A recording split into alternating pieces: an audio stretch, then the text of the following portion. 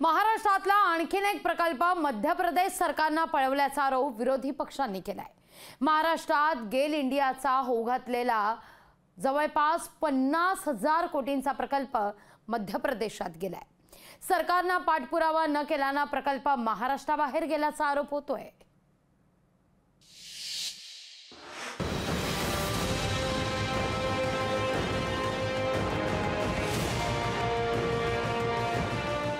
राज्यातून उद्योगधंदे गुजरातला पळवले जात असल्याचे आरोप होत असताना आता मध्य प्रदेश सरकारने महाराष्ट्रात येऊ घातलेला आणखीन एक प्रकल्प पळवल्याचा आरोप होऊ लागलाय। गेल इंडियाचा इथेन क्रॅकिंग युनिट हा प्रकल्प महाराष्ट्रात येऊ घातला होता। गेल इंडिया कंपनीने महाराष्ट्र सरकारला या संदर्भात विचारणा केली होती।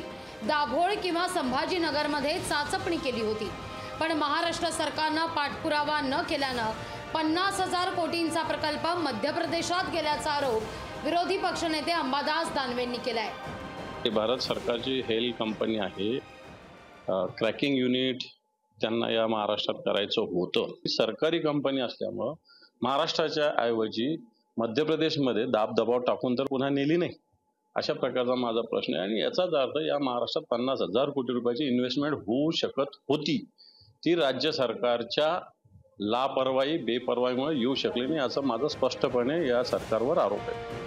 महायुतीच्या ट्रिपल इंजिन सरकारमध्ये आपापसात प्रचंड वाद आहेत, त्यामुळे प्रकल्प परराज्यात गेला या संदर्भात आश्चर्य वाटायला नको, अशी उद्विग्न प्रतिक्रिया सुप्रिया सुळे यांनी दिली आहे। मला काय आश्चर्य वाटतच नाही, कारण का हे जे ट्रिपल इंजिनचा खोक्याचं सरकार आहे ते सातत्याने त्यांना फक्त आपापसात त्यांची भांडणं जी पण आता तुमच्या चॅनलवरच दिसायला लागली की तिघांमध्ये पण फार काही चांगलं झालेलं नाही असं दिसतंय एकूण या इलेक्शनमध्ये। जे हे राज्य चाललंय का कोण चालवतंय हे राज्य, याचं उत्तर आम्हाला दिलं पाहिजे या ट्रिपल इंजिनच्या खोके सरकारने।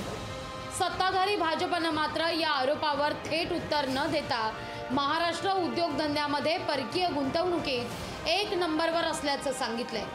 महाराष्ट्रातून उद्योग बाहेर गेल्याचा छत्रपती संभाजीनगरमधील येथे 50,000 कोटींची गुंतवणूक करणारं कॉन्क्रीट युनिट उभारण्यात येणार होतं, पण हा प्रकल्प आता मध्य प्रदेशात कसा गेला असा सवाल उपस्थित केला जातो। आजही आकडेवारी स्पष्ट आहे, परदेशातून गुंतवणूक आणून स्वतःचे व्यवसाय उद्योगधंदे उभे करण्यामध्ये देशातील सर्व राज्यांमध्ये महाराष्ट्र नंबर 1 आहे। गेल इंडियाने प्रकल्पाकरता महाराष्ट्राचा विचार करून नंतर मध्य प्रदेशला पसंती दिली आहे, यात नवीन काहीच नाही। कंपन्या एकाच वेळी प्रकल्पाकरता वेगवेगळ्या पर्यायांचा विचार करत असतात, पण जर राजकीय दबावातून हा प्रकल्प मध्य प्रदेशात नेला असेल तर ही बाब गंभीर म्हणावी लागेल। सचिन बडेसह ब्युरो रिपोर्ट, लोकशाही मराठी, मुंबई।